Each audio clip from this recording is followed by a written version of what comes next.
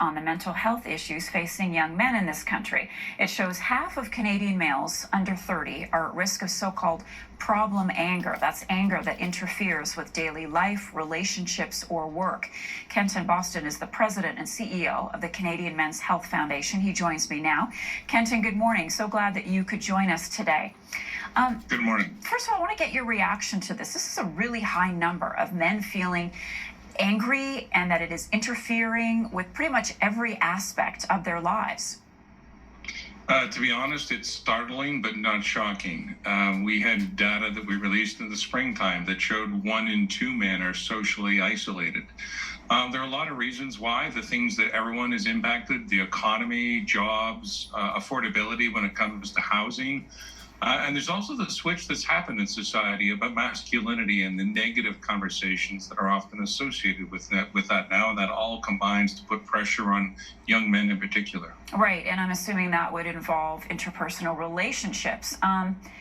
What's the difference, Kenton, between being violent and violent impulses? This is something that came up in the study results. So there's the pontification, the thought of doing something negative, which is the one part of that conversation. The other part is acting on it. And to be clear, if you listen to, radio reports, it's a thing for some people still, radio and traffic. There's often incidents of anger depending on where you are in the country. And so it's not that it's also pervasive as entirely negative. There are bubbling things that we're trying to get out in front of people. Incidents of where your fuse is shorter than it normally is. Those are the real signs about things to be challenged and look into to make sure that there is support to help that, to alleviate that angst and anger. Well, let's talk a little bit more about that. Men who are feeling angry, what are their options in dealing with that emotion? So first and foremost, and we had a campaign in the summertime called You're Not Alone. And that's about understanding that while many of us, there's a stigma and there's hesitancy to go to see clinicians or doctors for your mental health in particular.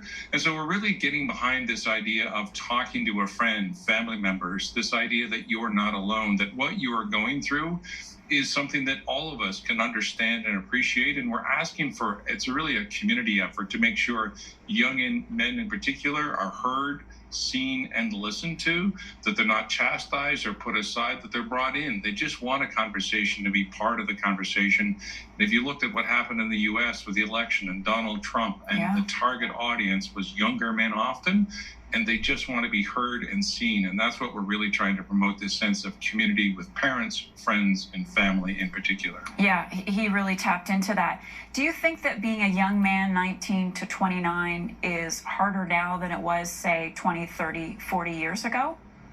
I think one of the driving forces is social media. If you look at the proclivity of people on the right political spectrum, the manosphere conversation, there's a whole industry tied to supporting Google and, tech companies about fostering that anger, that sense of, I'm right, I have the best philosophy. And what it doesn't do is build that sense of community. It's taking us away from who we are as individuals, and that's the need to communicate in person. And I think that's the fundamental shift that's happening right before our eyes. And it's up to all of us to come together to give that support that maybe you're not getting in the digital space. And Kenton, one final point then, as you're talking, I'm thinking it's interesting that we're talking about anger, not depression. Are the two connected? Is there a connection between them? Yeah, our study didn't go to the connection, but the study that I referenced earlier in the springtime showed anxiety and depression rising for young men, and also gay and bisexual men and racialized Canadians. And so that was their first kind of warning sign, and this is the follow-up to see the impact. So there are huge needs for all of us to come together, the medical community, clinicians, and most importantly, family and friends, to make sure we're in this together and remind each other that we can do this together, being the part together. Kenton Boston is the president and CEO of the Canadian Men's Health Foundation. Thanks so much for joining us.